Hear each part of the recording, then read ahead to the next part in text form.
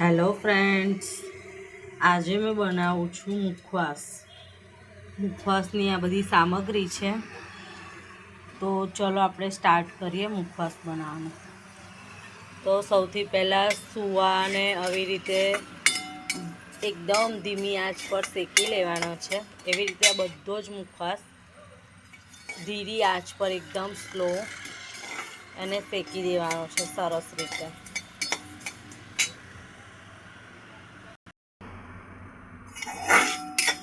તો એકદમ સરસ રીતે આ શેકાઈ ગયો છે.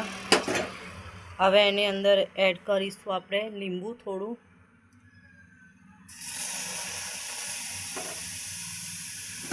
મિક્સ કરીશું સારી રીતે. પછી એની અંદર હળદર થોડી અને મીઠું એડ કરીશું. બધું સારી રીતે મિક્સ કરી દઈશું.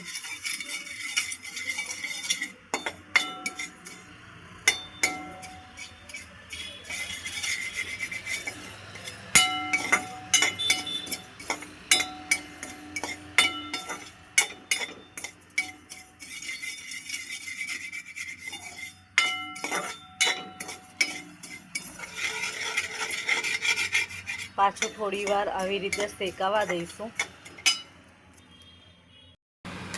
તો સરસ સુવા શેકાઈને તૈયાર છે.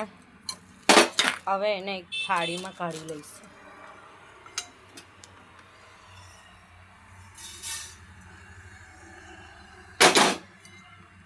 હવે એવી જ રીતે અજમો શેકી દઈશું. આ મુખવાસ બનાવીને જરૂરથી ટ્રાય કરજો. પેટમાં બિલકુલ ગેસ નથી થવા દેતો અને એકદમ હલકું ફૂલકું પેટ રહે છે. બધાના ઘરમાં મુખવાસ બનવો જ જોઈએ.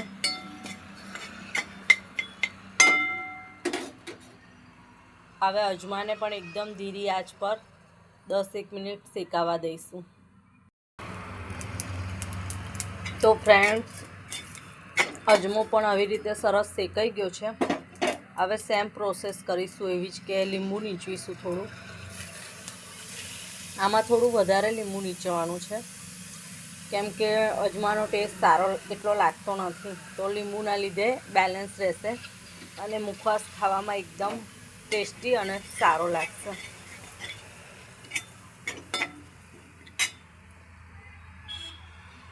થોડી હળદર અને મીઠું.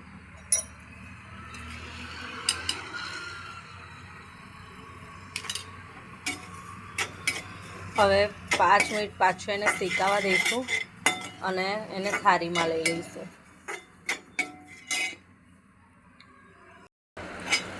તો અજમો બી શેકાઈને સરસ તૈયાર છે. હવે એને પણ થાળીમાં કાઢી લઈશું. તો ફ્રેન્ડ્સ, હવે લઈ લઈશું તલ. એને પણ એકદમ સરસ રીતે શેકી દઈશું. તલ પણ સરસ શેકાઈ ગયા છે. હવે એની અંદર પણ આપણે લીંબુ નીચવીશું.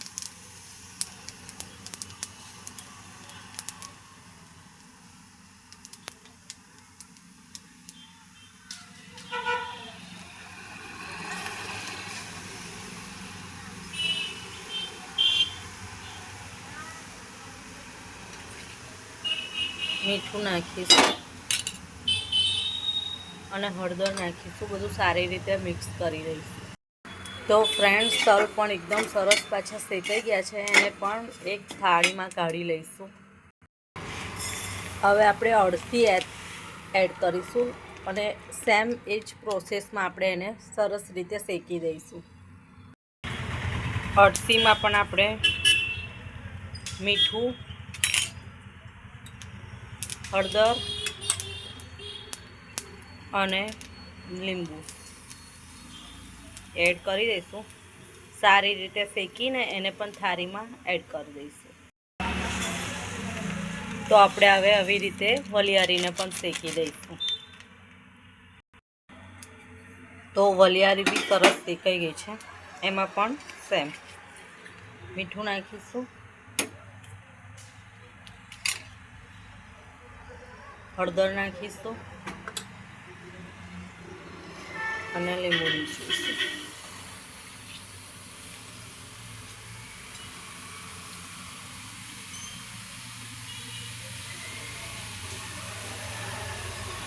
અને સારી રીતે મિક્સ કરી લઈશું. તો આવી રીતે વલિયારીને પણ શેકી દેવાની છે અને એને પણ થાળીમાં એડ કરી દઈશું. અને દાણાદારને ખાલી શેકવાની જ છે, એમાં કશું જ નાખવાની કોઈ જરૂર નથી. ખાલી મસ્ત ધીમી આંચ પર શેકી અને એને પણ એની સાથે મિક્સ કરી દઈશું. તો આવી રીતે દાણાદારને પણ એકદમ સરસ શેકી દીધી છે. હવે બધું મિક્સ કરી દઈશું. તો ફ્રેન્ડ્સ, મુખવાસ તૈયાર છે. તો હવે એને સારી રીતે બધું મિક્સ કરી દઈશું. આ મુખવાસ બનાવીને ફ્રેન્ડ્સ જરૂરથી ટ્રાય કરજો. આ મારા સાસુની રેસીપી છે અને મારા હસબન્ડને પણ ખૂબ જ આ મુખવાસ ભાવે છે. તમે તમારી ચોઈસ પ્રમાણે બધું એડ કરી શકો છો. આમાં કેરીની ગોટલી પણ સૂકવીને તમે એડ કરી શકો છો. તો જેને વારંવાર ગેસ થતો હોય કે કંઈ પેટની પ્રોબ્લેમ હોય તો આ મુખવાસ બનાવીને થઈ શકે છે અને એકદમ ઇઝી સરસ રીતે બની શકે છે આ મુખવાસ.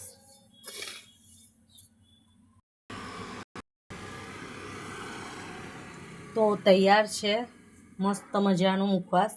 બનાવીને જરૂરથી ટ્રાય કરજો. જય માતાજી.